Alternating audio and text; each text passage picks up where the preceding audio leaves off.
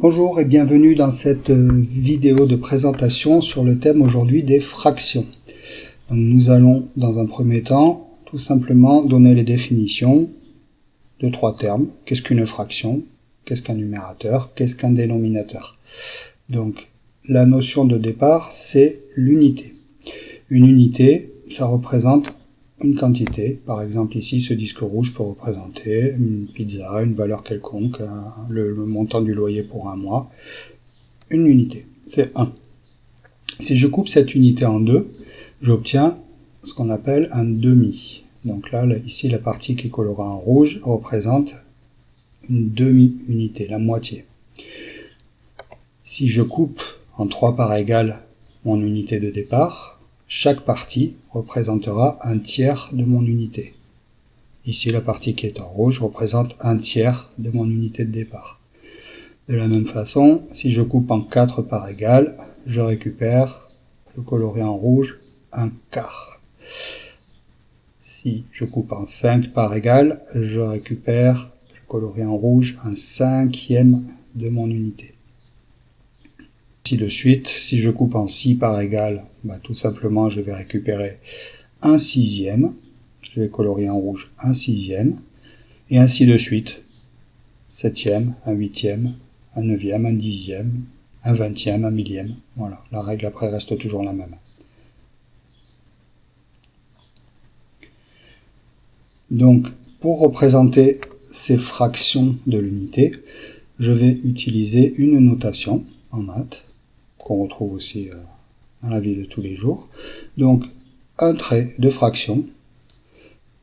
Au-dessus du trait de fraction, je mets 1, puisque j'ai colorié une partie en rouge. Et en dessous du trait de fraction, je mets le nombre de parties que j'ai découpées dans mon unité. Donc 1 sur 2, c'est un demi. 1 sur 3, c'est un tiers. 1 sur 4, c'est un quart. 1 sur 5, c'est un cinquième. 1 sur 6, un sixième, etc. Donc, au-dessus du trait de fraction, je mets 1, et le nombre que je mets en dessous du trait de fraction s'appelle le dénominateur. Le dénominateur, comme son nom l'indique, c'est celui qui donne le nom à la fraction. Il donne son nom, soit des demi, soit des tiers, soit des quarts, soit des cinquièmes, soit des sixièmes, etc.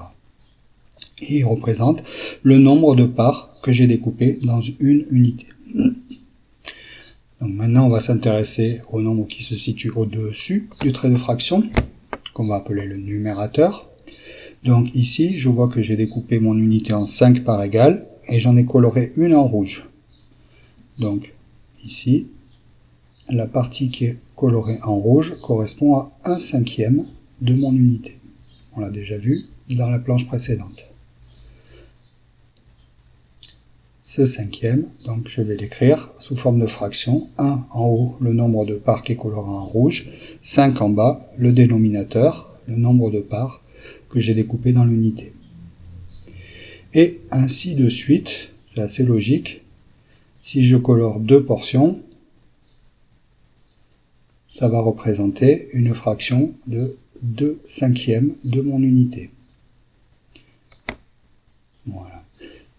Et ainsi de suite, si je colore 3 portions, ça représentera 3/5, 4/5, et 5/5, au final, j'aurai coloré toute mon unité, j'aurai récupéré toutes les portions. Voilà, donc le nombre qui est en dessous du trait de fraction ne change pas ici, puisqu'on a toujours des cinquièmes.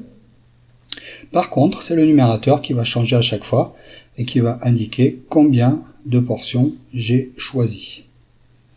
1, 2, 3, 4 ou 5. Donc ce nombre qu'on va appeler le numérateur indique le nombre de portions qui est coloré en rouge.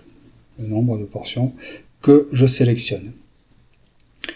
Donc, on voit que la notion de fraction contient deux opérations.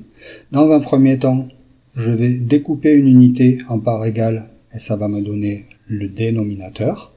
Et dans un deuxième temps, je vais choisir de colorer un certain nombre de ces parts et ça va me donner le numérateur. Voilà. Et il est important de bien avoir en tête que dans une fraction, il n'y a que ça. le dénominateur et le numérateur. Voilà.